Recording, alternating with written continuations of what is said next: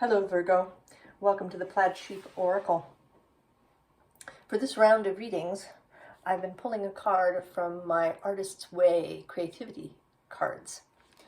And The Artist's Way, if you don't know, by Julia Cameron, is a book that aims to reinvigorate creativity, to restart the artist's way of being, if it's grown stagnant for you, or if maybe you've never really known how to express this creativity, because we all have it. The book isn't just for those who would call themselves an artist or who are in what we think of as creative professions. As humans, we are all creative. It's part of us.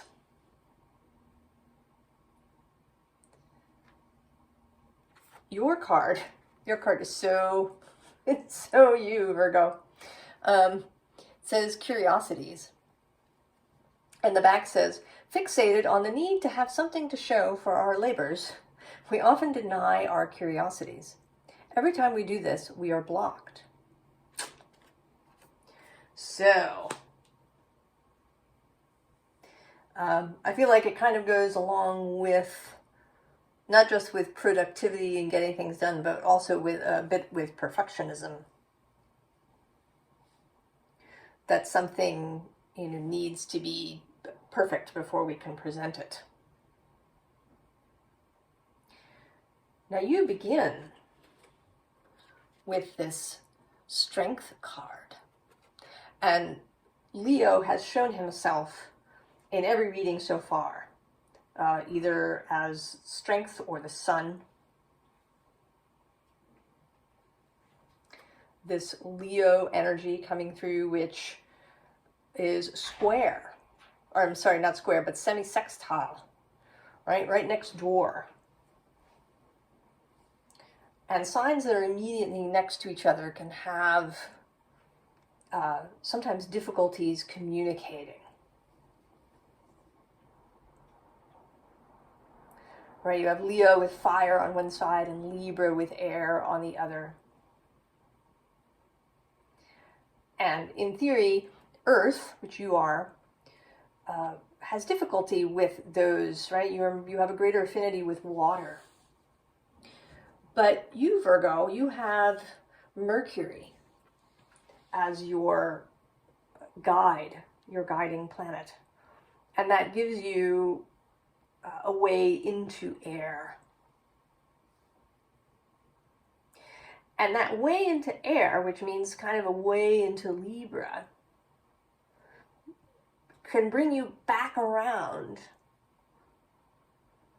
to Leo. And so underneath that we have the Fool.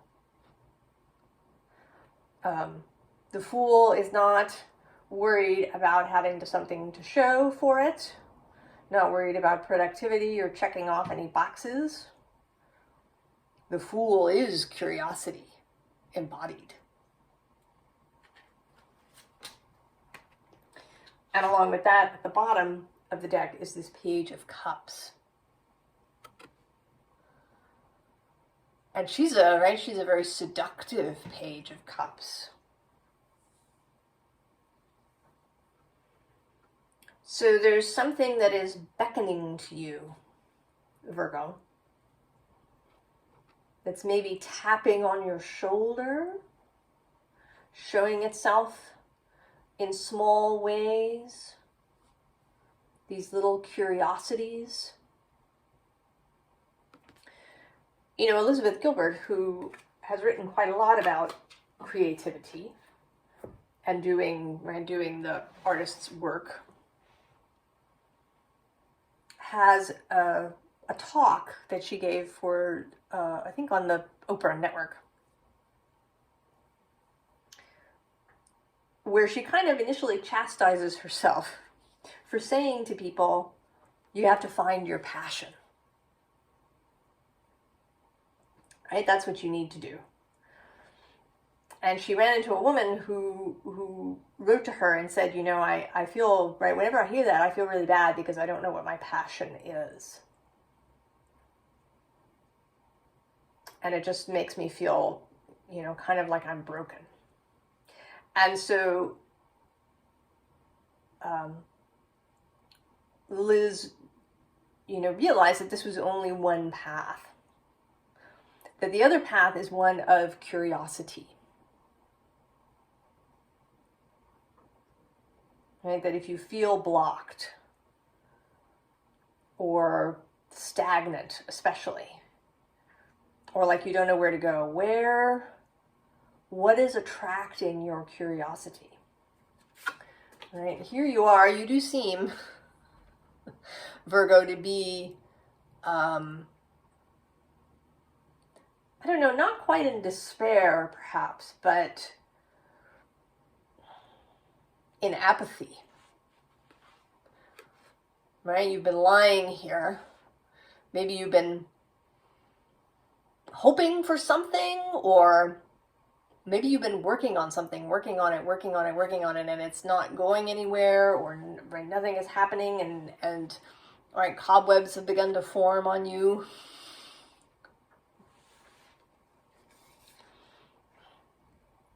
As you're lying there.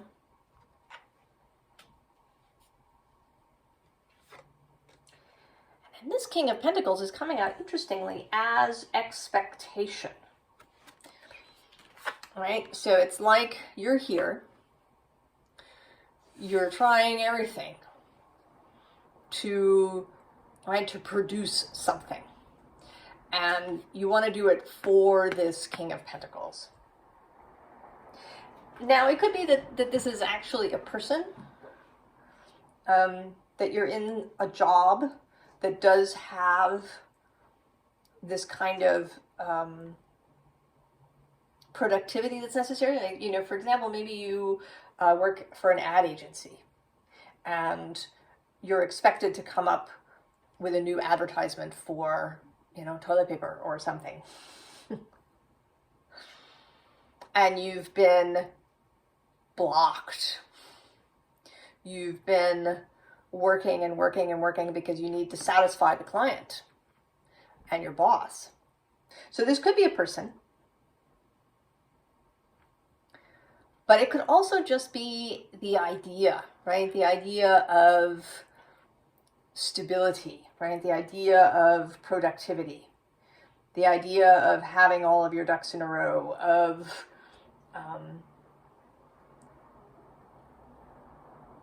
you know, being stable, having all the things, making good sales, perhaps. Satisfying a kind of, right, like a made-up god, right? Like the god of productivity. The god of results.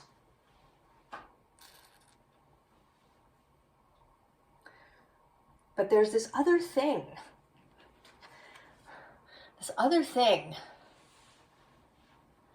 that is calling to you. And it is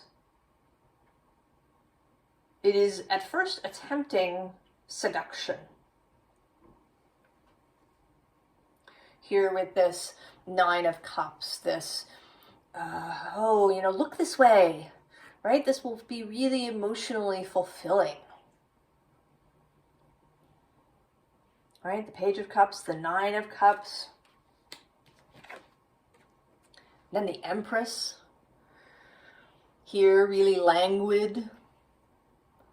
Right? She is not productive. At least not in the usual way. She seems like she might be dreaming, right? Dreaming of spring coming. Right, that she's allowed these flowers to kind of grow over her, and she's dreaming and experiencing that. And the Empress is associated with Venus. Venus spent 4 months in Leo this past summer. And I think we are seeing results of that as as Venus has been passing through the other signs, having spent all that time in Leo, she's been leaving messages. And she's moving through Sagittarius, this fiery sign, this sign of teaching, of bringing the message, of carrying the wand. And here, you know, as you see, I have all of my decks face up, and often there are confirmations in the decks. So I have here Ace of Wands, I have the Ace of Swords. Hiding under this top card here is the Fool again. The Page of Pentacles is here twice. There's a Three of Wands.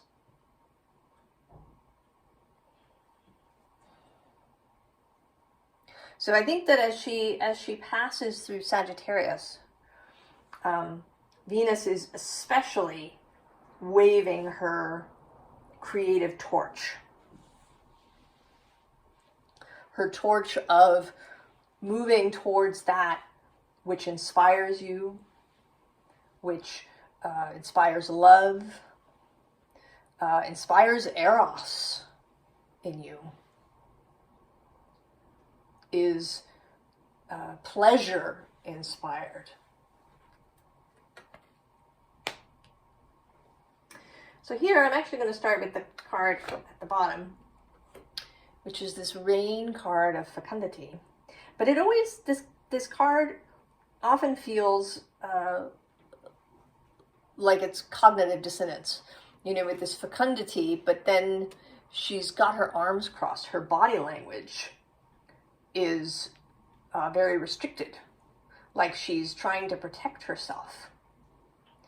And this rain, right, perhaps inspirational rain, emotional, the emotional calling, right, that Page of Cups and Nine of Cups raining on you. But you're a little tight.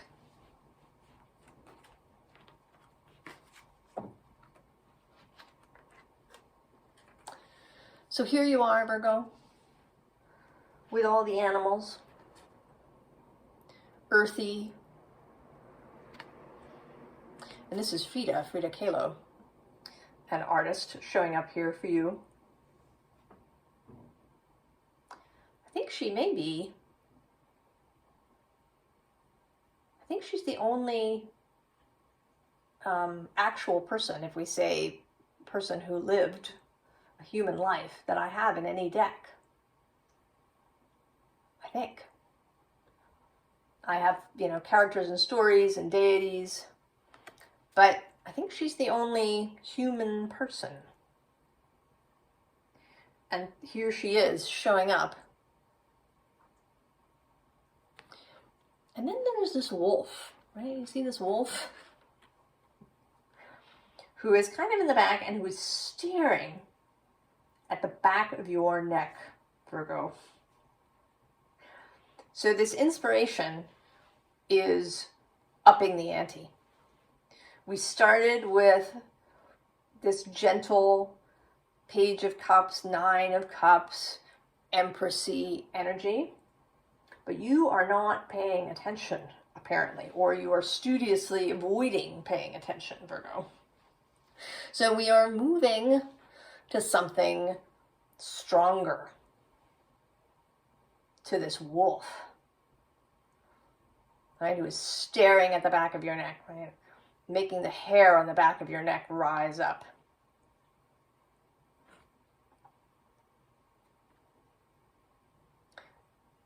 And I actually have this sense that he might go for you, Virgo. That this desire, this curiosity that wants to be satisfied may come in more aggressively.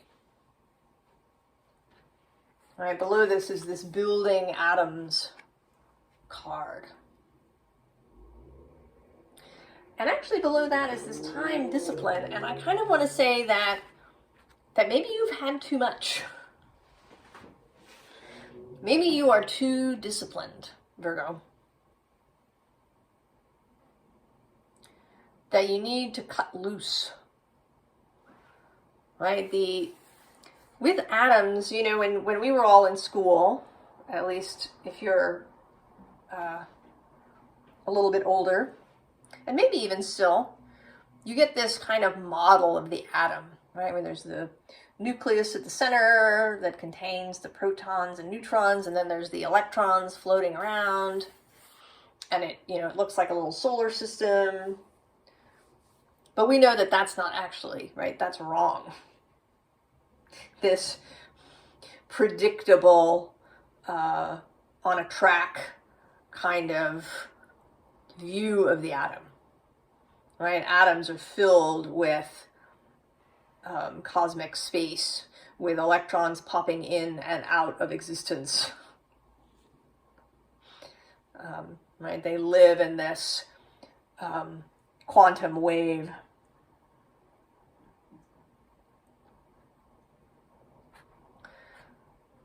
So perhaps less discipline, right? Less groundedness. These butterflies are working. They're working hard to try and get you up, Virgo.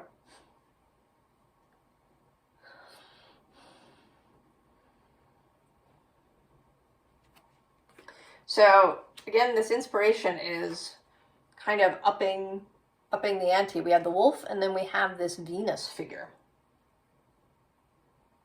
who is arriving. And here I want to say that this is your wider self, Virgo, that is going to get louder and louder,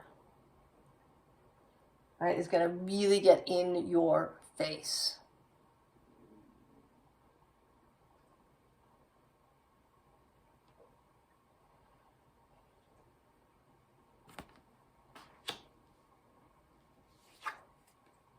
And it's going to grow still bigger with this biome.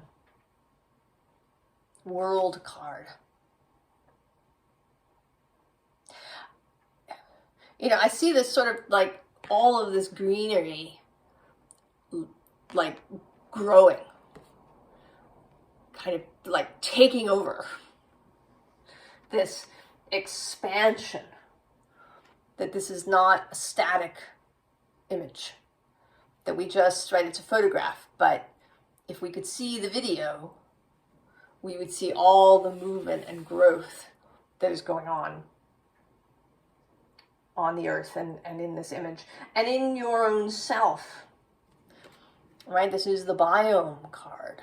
So, you know, we as humans are part of the biome, and we have a biome of our own. So something is happening, something is growing within you, Virgo. And soon it will become undeniable. Right? We have this 6 of fire. Right? It will be, you won't be able to ignore it. You will not be able to ignore it. Below this, we have the High Priestess, Pisces, kind of nodding to you from across the way. And she's associated with the moon, and therefore also with emotion. So allowing yourself to do what you feel. Allowing the pull, right, the pull of your inner moon to lead you. And actually this 9 of fire right underneath is making me think of Venus in Sagittarius. Right? She's going to fire her arrow right into you.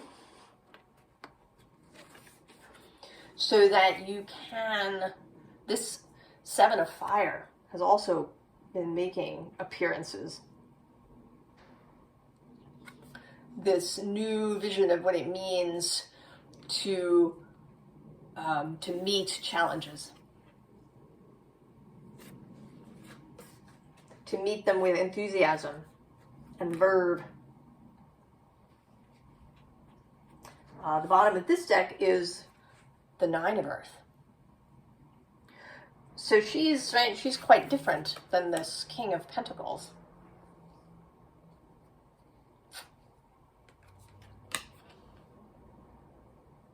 There's a lightness to her. There's a fun to her. And what's coming in here, right, these pine cones and flowers are, right, something that grows naturally.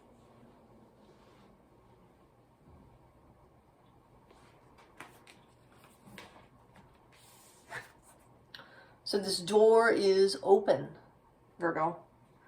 It's not opening, it is open. And I sort of see, right, as this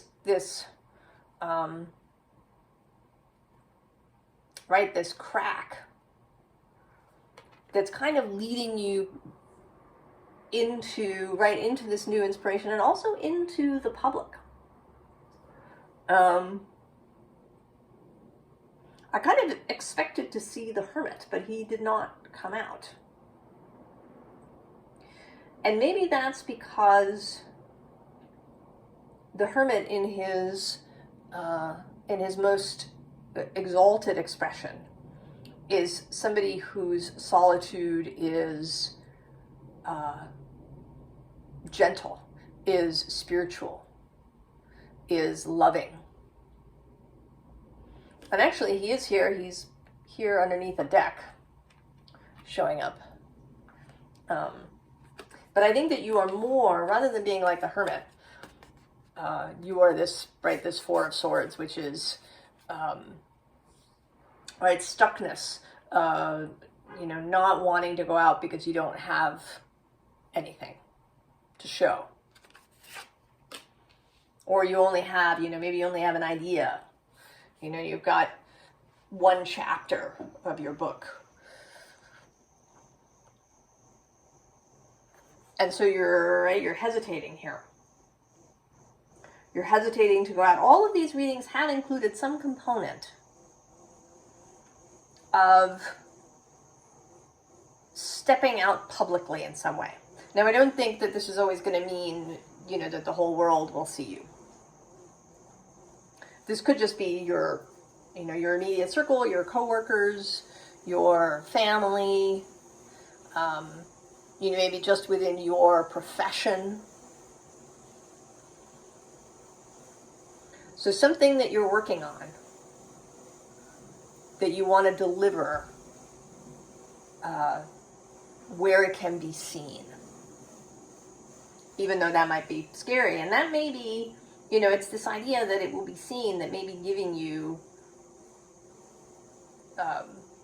most of this angst.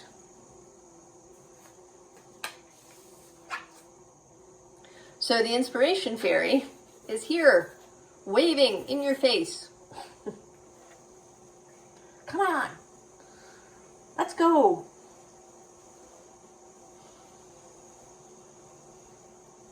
Right? Let go of all that devil stuff.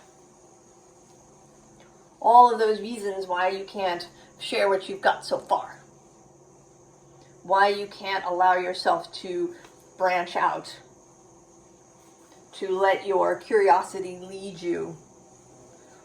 You know, if you started writing a novel about X thing and it's been a slog, and you've been, you know, thinking about this other thing, right? Keeps showing up, nagging at you, scratching at you, wanting you to go and check it out. But maybe it doesn't seem like a novel you could write.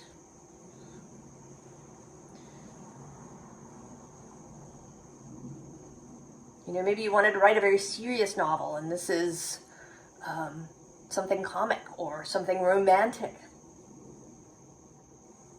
or, you know, science fiction.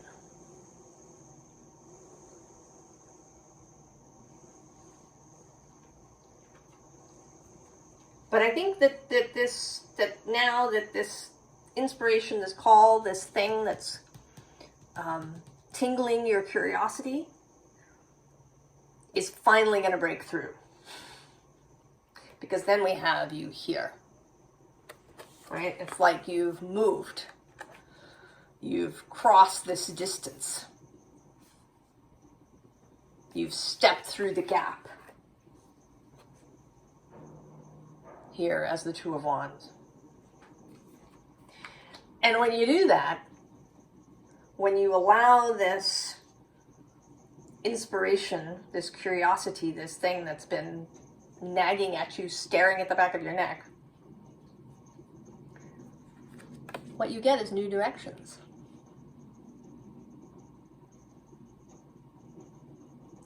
And the basis of, and the other thing is that this is not about suddenly rushing to the finish line.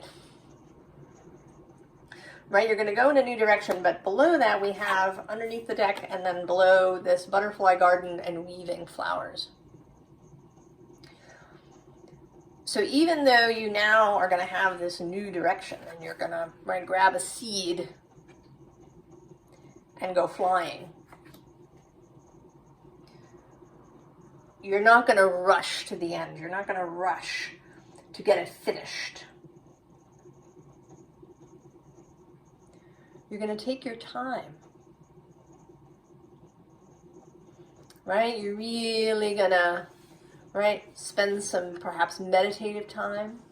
You're going to commune with this inspiration, with this idea. You're going to really satisfy your curiosity. You're going to maybe let it take you down even further paths.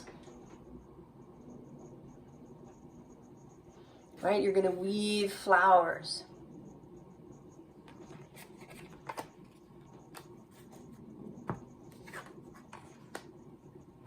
Right here with this home in the sky, right? Your seed takes you, and you're going to find a home in the sky.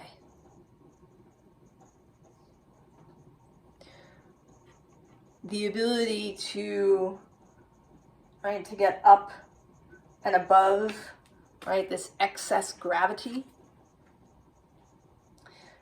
this partnership with, perhaps with Libra, maybe Libra, Aquarius, and Gemini, all of those kinds of energies, right? Gemini's energy of all the different things. Libra's energy of beauty and harmony and pleasure. And Aquarius's innovation, thinking into the future, as well as, you know, being able to structure the thing. You and Aquarius, even though Mercury, right, is your guide, I think you have a greater ease with Aquarius than you do with Gemini. Being fixed air, Aquarius is a little more earthy, a little more structured. He's got Saturn as one of his guides. So to give yourself some grounding in the air.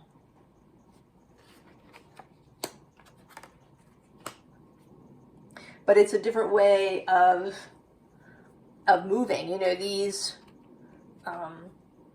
air houses, right? There's not a lot of steering capacity. Right? There's some, but it's not a precision kind of thing, right? It's not like a jet fighter. Here with this little Miss Sunshine, you've got some control going on there. You can steer yourself a little bit, but it's again not tightly controlled. It is a loosening of discipline, a loosening of direction, allowing yourself sometimes to be carried on the wind rather than making strict course corrections. Right? Allowing yourself to be guided by this light.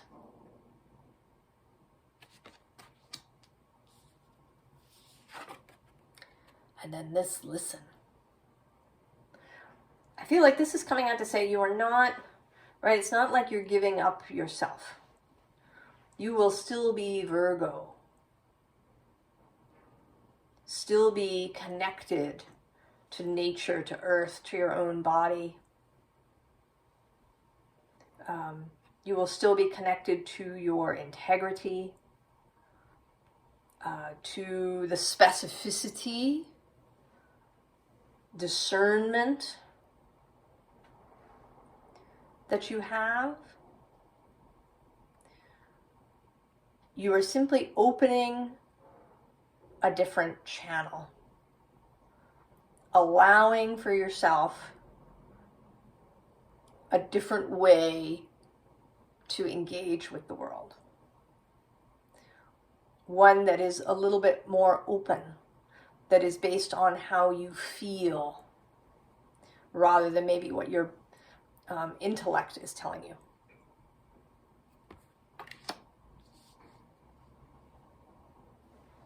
Now, at the top and bottom of this deck, we got this spiritual practice, which says creativity is a spiritual practice. It is not something that can be perfected, finished, and set aside. And then enthusiasm. Being an artist requires enthusiasm more than discipline.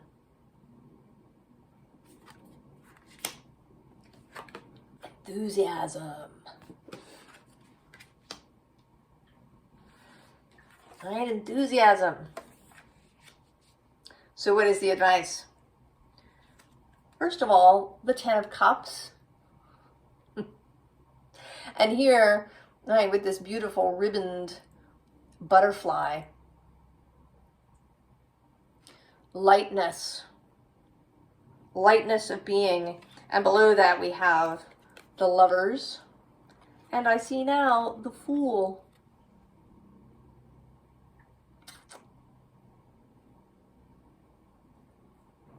Right, Venus as the Fool.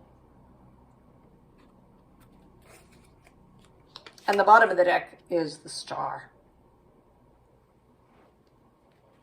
The guiding light, what the Hermit is said to carry in his lantern. And Aquarius's major arcana. I haven't done the Aquarius reading, but perhaps when it comes out, it will have some callback to you, Virgo. And then the Ace of Wands, of course. The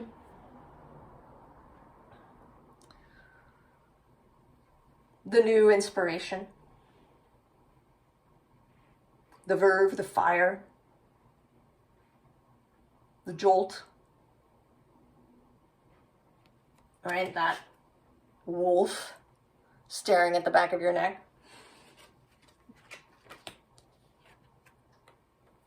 And then Justice coming through here, partly as Libra, partly as death, transformation, cutting those discipline lines that may be keeping you tethered to the ground instead of being able to lift off. And also balance. Again, that you are not giving up your Virgo-ness. Right? You're not going to toss all caution to the wind. You're not going to just let things happen to you. Right? This is a balance between allowing inspiration to guide you and you making your particular choices. And then the Eight of Wands. Go. Just go, Virgo. Allow the inspiration to be its full self. Don't try to turn the spigot off.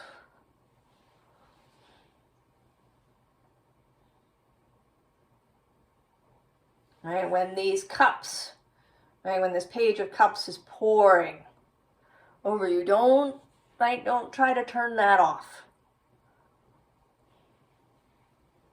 You have the capacity to not be overwhelmed by all of it. You are Virgo. You don't lose all those skills because you open yourself to the inspiration.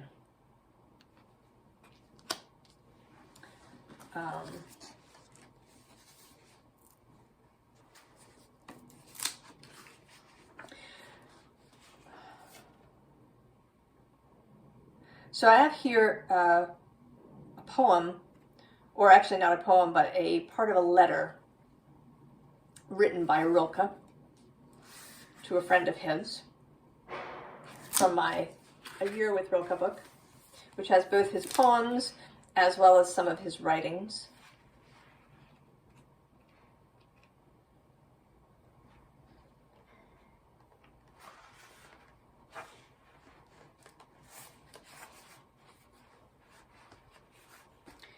It says, the elegies and the sonnets support each other reciprocally, and I see it as an endless blessing that I, with the same breath, was able to fill both sails, the small rust-colored sail of the sonnets and the great white canvas of the elegies.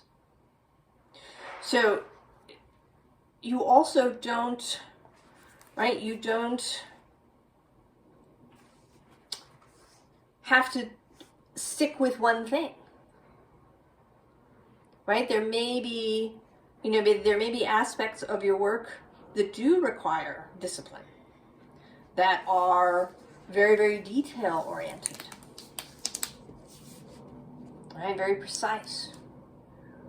But that doesn't mean that you cannot allow inspiration to come in this bigger, more fiery, more airy, more Gemini kind of way.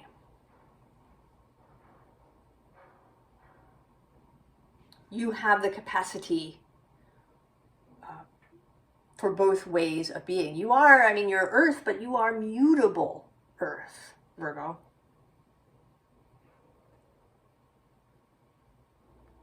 You are the airiest Earth.